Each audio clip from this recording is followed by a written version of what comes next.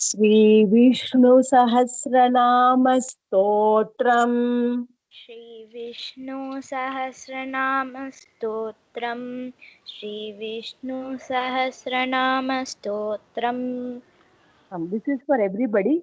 Vishnu, not Vishnu. Vish. You have to take your tongue, to the middle of the roof of the mouth. Okay. Vishnu. That's the first thing we all need to correct.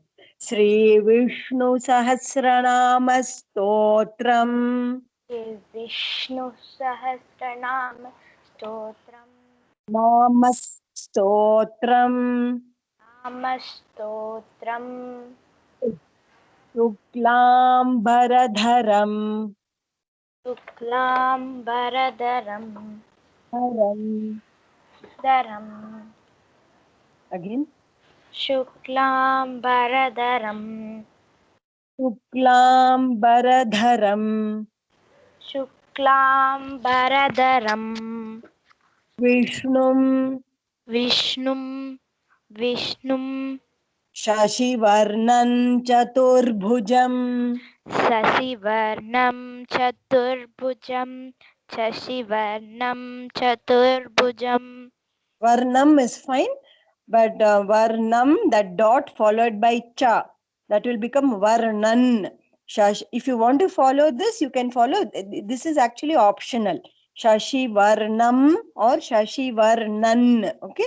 Shashi Varnan Chaturbhujam. शशिवर्णं Shashi Shashi. चतुर्भुजम् Okay. Prasannavadanam dhyayet. प्रसन्नवदनं ध्यायेत् Vadanan dhyayet. Okay. वदनं Vadanan dhyayet. वदनं ध्यायेत् Sarva Vighnopashantaye. सर्वविघ्नोपशान्तये Good. One second. Next person, Litika. Shuklambaradharam Vishnum Shashivarnan Chaturbhujam. शुक्लाम्भरधरं विष्णुं शशिवर्णं चतुर्भुजं शुक्लां Second, Shuklam small only. Only dha is the second. Baradharam. शुक्लाम्भ शुक्लाम्बरधरं विष्णुं शशिवर्णं चतुर्भुजं Bhujam. भुजं Prasannavadanam dhyayet sarva vighnopashantaye. प्रसन्नवदनं ध्यायेत् सर्वविघ्नोपशान्तये प्रसन्न Vignopa. विघ् हाँ. विघ्नोप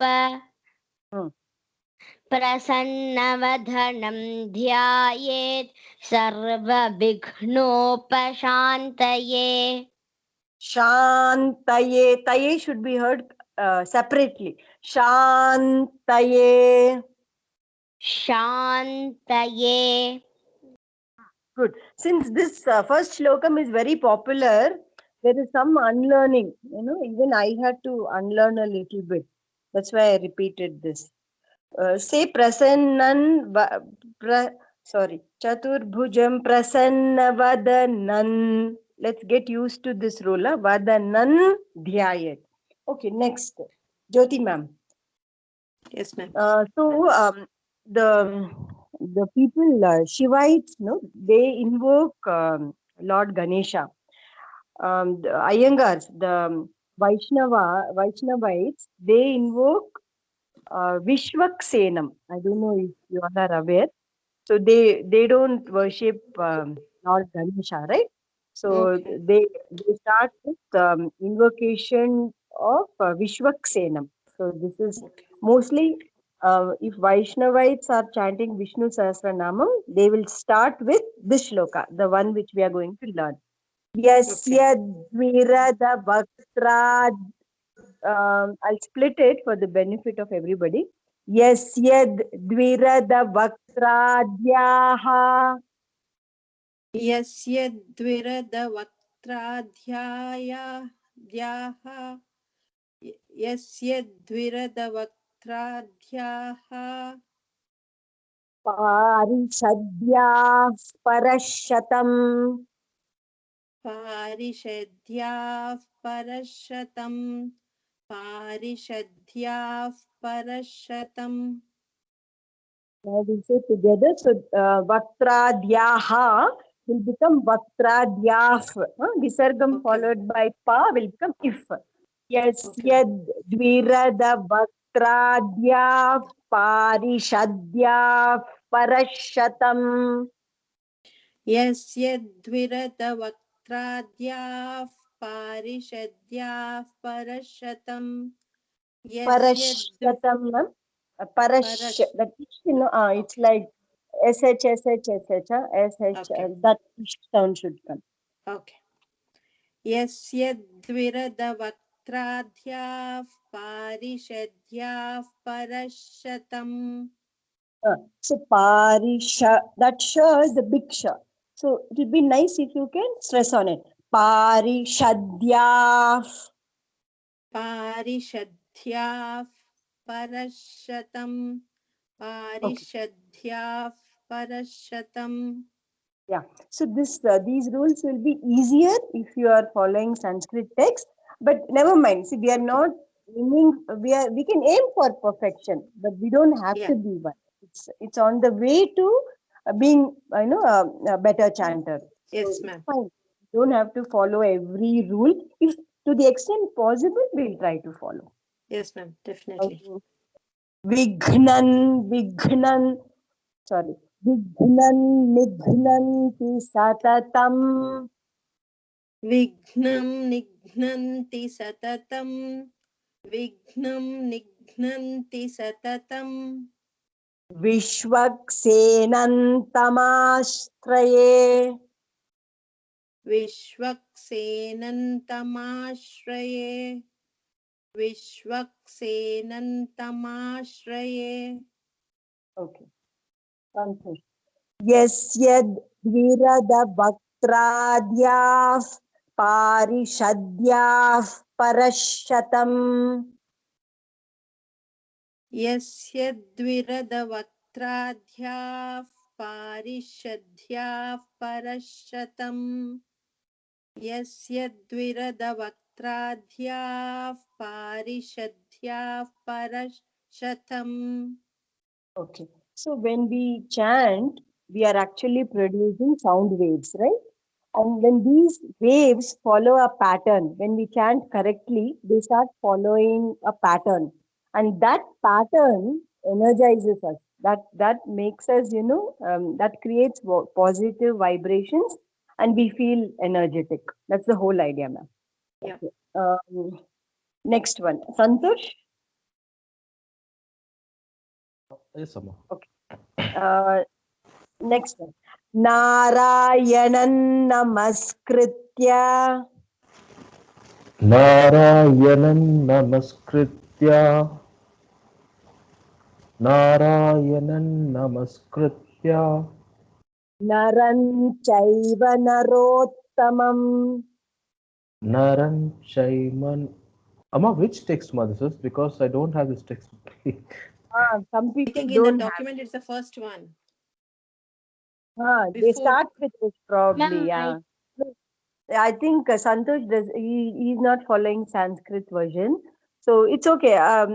Santosh, wait. Who has this? Or you just repeat. It's okay. No Ma'am? problem.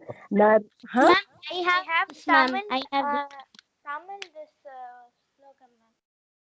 You Ma'am, have this in common. Ma'am, for Okay. me Sanskrit this I have, ma'am. You have no. Okay. No problem. Santosh will repeat. No problem. Chaiva. Okay. Naran chaiva narottamam. Naran Chaivan Narottamam. Naran chaiva narottamam.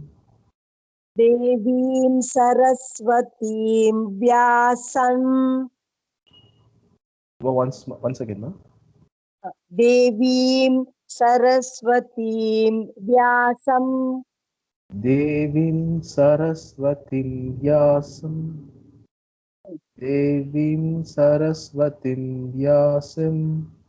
Tato Jayamudiraye. Tato Jayo Mudiraye. Jayamudiraye. Tato Jaya Mudiraye. Okay. Vedas, traditionally, they were not dependent on any material, right? In the modern times, we are glued to books. Otherwise, it was like only through repetitions people have learnt it. So it's an excellent way. It improves your concentration if you repeat after someone without any dependency on material. It's an excellent way to learn something. Good, good. Next. Shiva. Yes, ma'am. Yeah, we are going to repeat this. Do you have this shlokam? Narayanam Namaskritya. No, ma'am. Okay. How about Pavani? No, ma'am. Me too. I don't have. Okay, no problem. So we go back to Deepak. Deepak, are you ready? Yeah, I'm ready. Narayanan Namaskritya. Narayanan namaskritya, Narayanan namaskritya, Naran Chaiva Narottamam. Naran chaiva narottamam, Naran chaiva narottamam. That no need to stress on tamam. All plain. All first syllables only. Chaiva narottamam. Two third, that one. Both small thirds only. Narottamam. Uttamam, Okay. Devim Saraswatim Vyasan Tato Jayamudiraye. Devim Saraswatim Vyasam Tato Nayamudhiryate Dhirayet. Again. Devim Saraswatim Vyasam Tato Jayamudhirayet. Okay. Next. Gayatri. Next one. Vyasam Vasishtha Naptaram. Vyasam Vashishta Naptaram. One more correction required, Gayatri. Vasishtha. Take your time to hold the ish, okay? Vasishtha. Then say tha, you will get it. Vasishtha Naptaram. Vashishta Naptaram. Vyasam Vasishtha Naptaram. Vyasam Vashishta Naptaram. Shaktehe followed by pa. It will become if, okay? Shakte Pautrama. Shakti Prautama. Shakti Pautrama. Pautrama. Hmm. Shakti Prautama. Shakte Pautrama. Shakti Prautama. Paut. Say Paut. Trama. Trama. Individually you're getting, no? Pautrama. Pautrama. Shakte Pautrama. Shakti Prautama. Pautrama. Pautrama. Kalmasham. Kalmasham. Kalmasham. Parasarajmajam.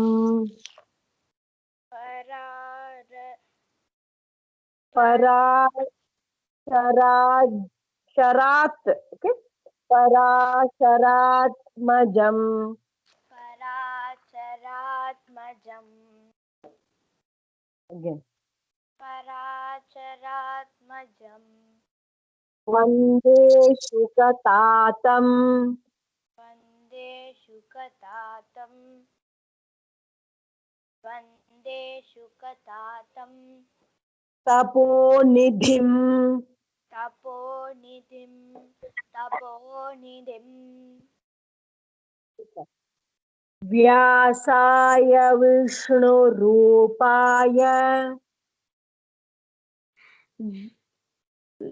व्यासाय विष्णुरूपाय व्यासाय विष्णुरूपाय so okay we'll say व्यासरूपाय विष्णवे व्यासरूपाय विष्णवे व्यासरूपाय विष्णवे व्यासाय विष्णुरूपाय य plus v यव यव व्यासरूपाय विष्णवे व्यासाय विष्णुरूपाय व्यासरूपाय विष्णवे व्यासाय विष्णुरूपाय व्यासरूपाय विष्णवे नमो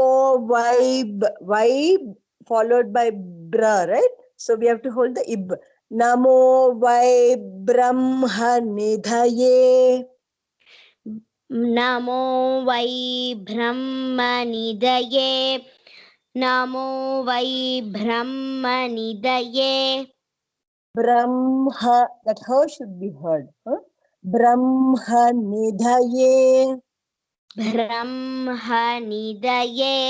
ब्रह्मनिधये Nidaye. निधये Vasishthaya namo nama. वासिष्ठाय नमो नमः वासिष्ठाय नमो नमः Namo वै ब्रह्मनिधये वासिष्ठाय नमो नमः. नमो वै ब्रह्मनिधये वासिष्ठाय नमो नमः Good. नम Okay, repeat. नमो वै ब्रह्मनिधये वासिष्ठाय नमो नमः Okay. So Vishnu Sahasranamam, it is it's an extreme challenge to chant this fast. Even experts, if somebody is chanting very fast, that means either they are not following proper rules, or they are really experts, that they are able to follow all the rules and chant fast. So I sometimes wonder, people I've like people sometimes in the temple, they're chanting so fast. But those days I wasn't aware of all these rules, so I still wonder how they are able to do it. Anyway, it takes time. Okay, so speed is just an byproduct of practice. Keep practicing, then automatically your speed will improve. Next one, Jyoti ma'am. Avikaraya Shuddhaya. अविकाराय शुद्धाय अविकाराय शुद्धाय नित्याय परमात्मने नित्याय परमात्मने नित्याय परमात्मने सदैकरूपरूपाय सदैकरूपरूपाय सदैकरूपरूपाय विष्णवे सर्वजिष्णवे विष्णवे सर्वजिष्णवे विष्णवे सर्वजिष्णवे विष्णवे अविकाराय शुद्धाय नित्याय परमात्मने अविकाराय शुद्धाय नित्याय परमात्मने अविकाराय शुद्धाय नित्याय परमात्मने सदैकरूपरूपाय विष्णवे सर्वजिष्णवे सदैकरूपरूपाय विष्णवे सर्वजिष्णवे सदैकरूपरूपाय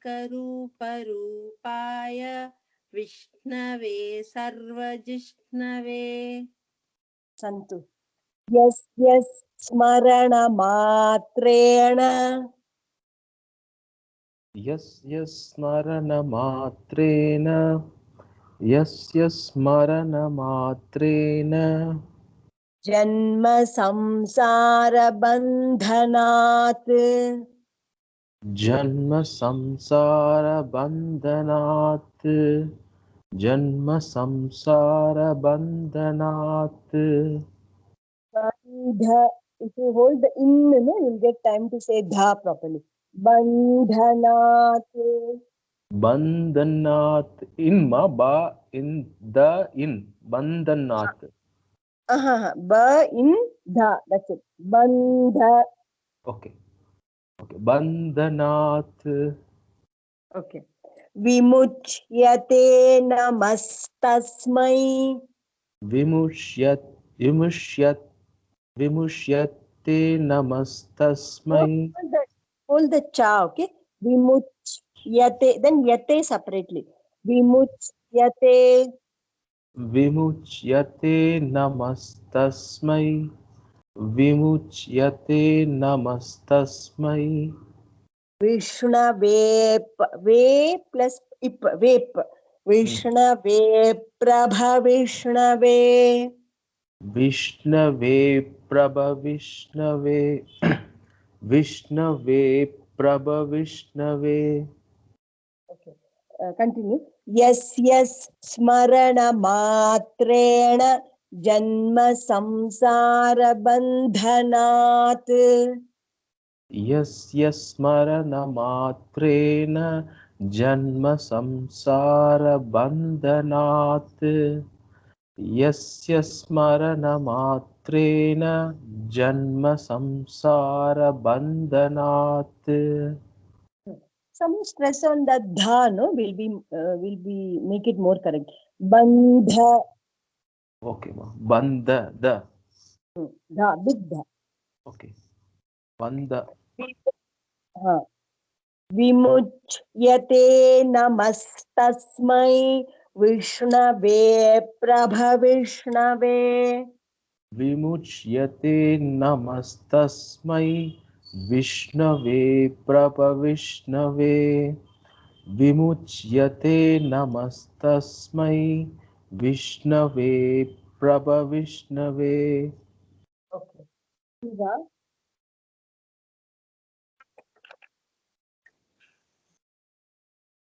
Shiva okay so om namo vishnave will become om namo okay these are Vedic rules if possible if it's like it's easy then follow otherwise you can say om namo there's nothing absolutely nothing wrong in it om namo vishnave prabhavishnave ॐ नमो विष्णवे प्रभविष्णवे ॐ नमो विष्णवे प्रभविष्णवे श्री वैशंपायन उवाच श्री वैशंपायन उवाच Three, I'll repeat. Three, got it. Vaishampayana. Sri Vaishampayana Uvacha. Shri Vaishampayana उवाच श्री वैशंपायन उवाच श्रुत्वा धर्मानशेषेण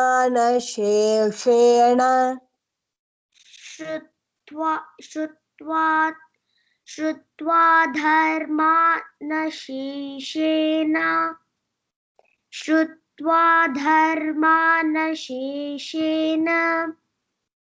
पावनानि च सर्वशः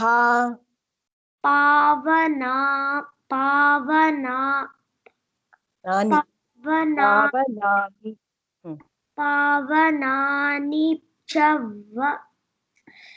पावनानि च सर्वशः सर्वशः पावनानि च सर्वशः पावनानि च सर्वशः पावनानि च सर्वशः Yes, ma'am. Okay, try. Okay. श्रुत्वा धर्माण शेषेण पावनानि च सर्वशः श्रुत्वा धर्मानशेषेण पावनानि च सर्वशः श्रुत्वा धर्मानशेषेण पावनानि च सर्वशः युधिष्ठिरः followed by sha will become ra plus sha, rush. Yudhishthirash Shantanavam. Yudhishthirash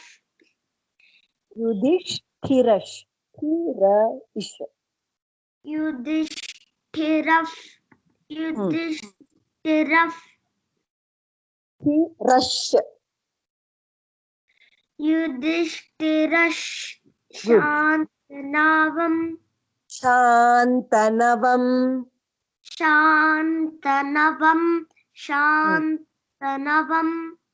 Punarevaabhyabhashata. Puna, I'll say the syllable. Puna revab, hold the ib, revabhya bhashata.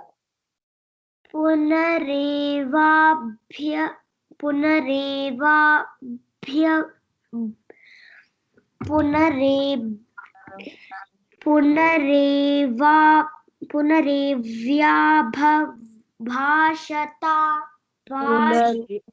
I'll repeat. Punarevaabhyabhashata. पुनरेवाभ्यभाषतः पुनरेभ्यः भाषतः पुनरेव्याभ. No problem. We'll repeat the whole line.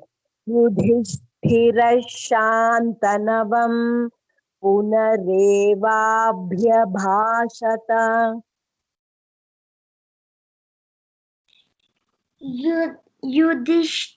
Yudhishthirash Shantanavam Shantanavam.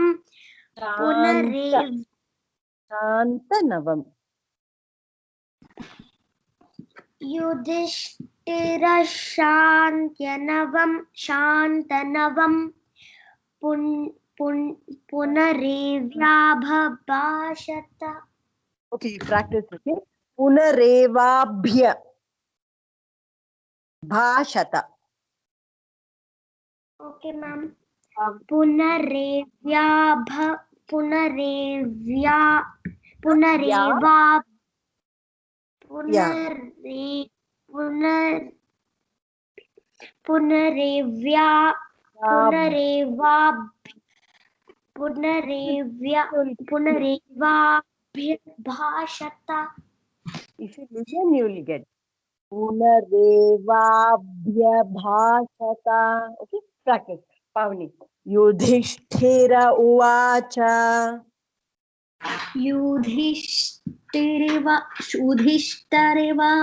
उधिष्ठरवाच Yudhishthira. Yes, ma'am.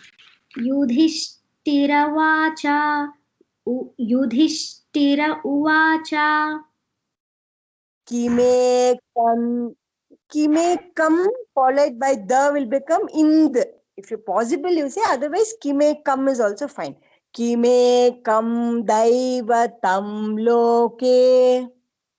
किमेकं दैवतं लोके किमेकं दैवतं लोके Kim vapyekam parayanam. किं वाप्येकं परायणं किं वाप्येकं परायणम् किमेकं दैवतं लोके किं वाप्येकं परायणम् किमेकं दैवतं लोके किं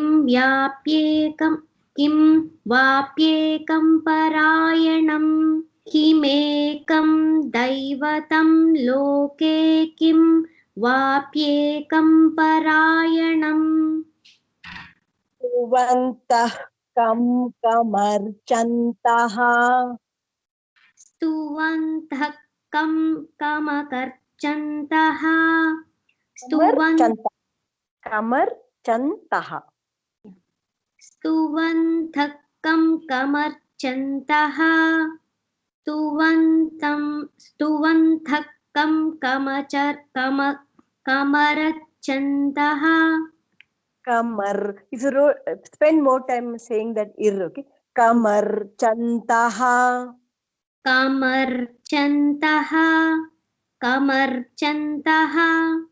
Chantaha followed by pra will become if. Okay. Kamarchantaf prapnu yurma. Kamarchantaf prapnu. कामर्चन्तः प्राप्नु प्राप्नु युर्मानवा शुभम्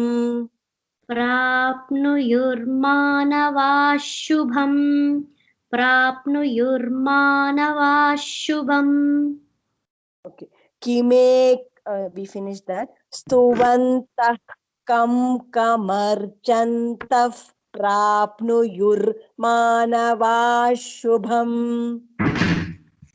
स्तुवन्तः कं कामरश्चन्तः प्राप्नुयुर्मानवा शुभम् स्तुवन्तः कं कामरश्चन्तः प्राप्नुयुर्मानवा शुभम् So it's not kamara, kamar. That ra is different. It's not kamara. It's not that full ra. It's kamar chantaf. Okay. Half ra. Okay. Last one. That's to Deepak. Ko dharma sarvadha. Sorry. Ko dharma sarvadharmanam. को धर्म सर्वधर्माणां को धर्म सर्वधर्माणां Ko dharmas sarva. You have to hold the is. Dharmaha followed by sa will become is. Ko dharmas sarvadharmanam. को धर्म सर्वधर्माणां को धर्म सर्वधर्माणां Bhavatah paramo mataha. भवतः परमो मतः भवतः परमो मतः Ko dharmas sarvadharmanam. Bhavatah paramo mataha. वो धर्मः सर्वधर्माणां भवतः परमो मतः Okay. Slow down, okay, Deepak, slow down. When we are learning, we should be as slow as possible. Kim japan muchyate jantur. किं जपन् मुच्यते जन्तुर् किं जपन्मुच्यते जन्तुर् जन्म संसार बंधनात् जन्म संसारबन्धनात् जन्म संसारबन्धनात् किं जपन्मुच्यते जन्तुर्जन्म संसार बंधनात् किं जपन्मुच्यते जन्तुर्जन्म संसारबन्धनात् One more time. Okay. Any doubts? I'll just chant it once. जन्तुर्जन्म संसारबन्धनात् Okay.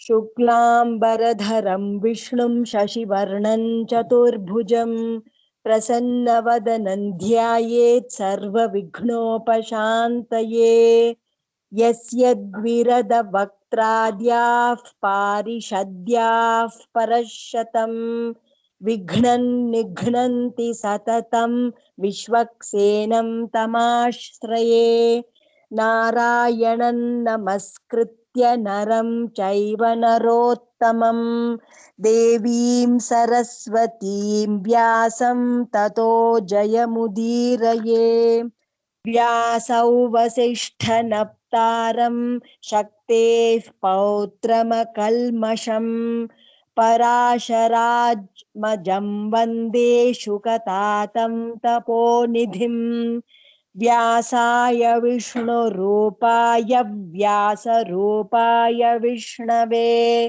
नमो वै ब्रह्मनिधये वासिष्ठाय नमो नमः अविकाराय शुद्धाय नित्याय परमात्मने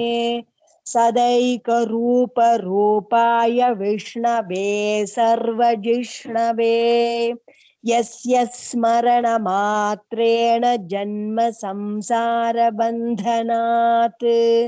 विमुच्यते नमस्तस्मै विष्णवे प्रभविष्णवे ॐ नमो विष्णवे प्रभविष्णवे श्रीवैशम्पायन उवाच श्रुत्वा धर्मान् शेषेण पावनानि च सर्वशः युधिष्ठिरः शान्तनवं पुनरेवाभ्यभाषत युधिष्ठिर उवाच किमेकं दैवतं लोके किं वाप्येकं परायणं स्तुवन्तः कं कमर्चन्तः प्राप्नुयुर्मानवाः शुभम् को धर्मः सर्वधर्माणां भवतः परमो मतः किं जपन्मुच्यते जन्तुर्जन्म